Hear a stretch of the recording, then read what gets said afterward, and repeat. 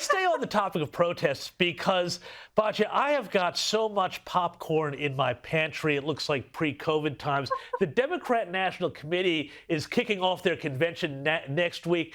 And there is going to be a big test, I think, for the Chicago police, with the convention set to attract a huge number of protesters about everything from Israel to reproductive rights to God knows what else. And we saw a little taste of this yesterday when pro-Palestinian protesters stormed into a Democratic Party after-party event in New York and set off smoke bombs. Let's have a look at this here.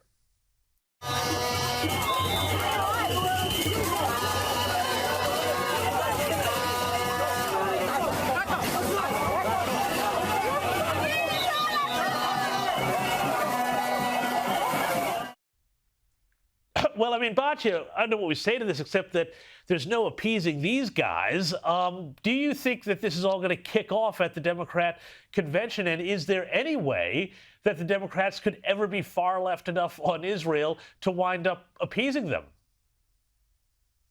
My hope is that my fellow Americans who disagree with me on Israel will show up in Chicago and peacefully make their case. But I do not think that that is what is going to happen, James. And the reason for that is because right now we're seeing the intersectional left kind of break apart.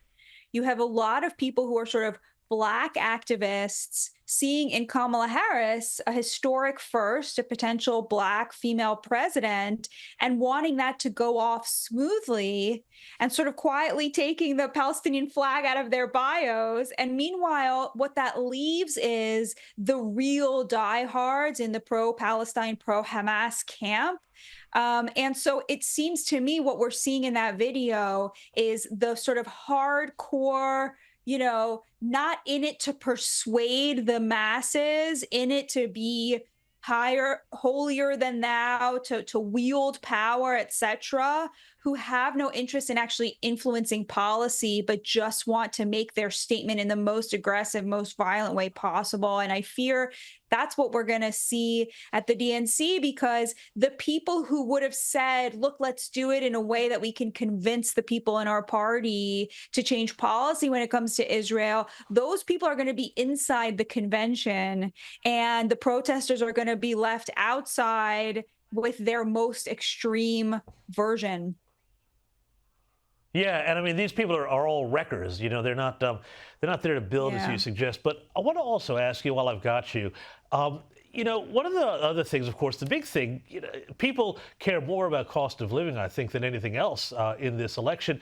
And I've been fascinated here, by the way, that the Harris campaign has been trying to tack in that direction. First we had them steal Donald Trump's policy on taxing tips, but now we've seen, I guess you could almost call it a left-wing populist position of trying to, cap grocery prices, which I think has been a pretty big disaster everywhere else that's been tried. Does this show that they're trying on some way to connect, though, to this, ordinary mainstream American who is doing it tough in terms of prices, inflation? Or is this just completely ham-handed? Because I'm not sure how many people are going to buy some of these things. I think she's running a very good campaign, and that's not because I agree with what she's saying, but she is focusing on kitchen table issues. She's going to make a big economic speech tomorrow. And crucially, James, she's avoided making appeals to identity. She's not out there saying, vote for me, I'm a woman, vote for me, I'm a Black woman. She's not out there saying this would be a historic win. She's out there talking about the middle class. And while I don't necessarily think that she's the best person to improve the fortunes of the middle class, it's clear that the Democrats have gotten the message that they're in trouble with working class voters, and that they're taking that message seriously to the best of their abilities. I think, the choice of Tim Walz was a sort of misstep, but in that direction, right? Tim Walz is, a white working class person out of central casting. He looks the part. Of course, his policies are radical left, right? If you get down to what he actually does when he's in power, he is a progressive. He's a far leftist. He believes in all of the woke nonsense that average working class Americans, average rural Americans reject with every fiber of their being.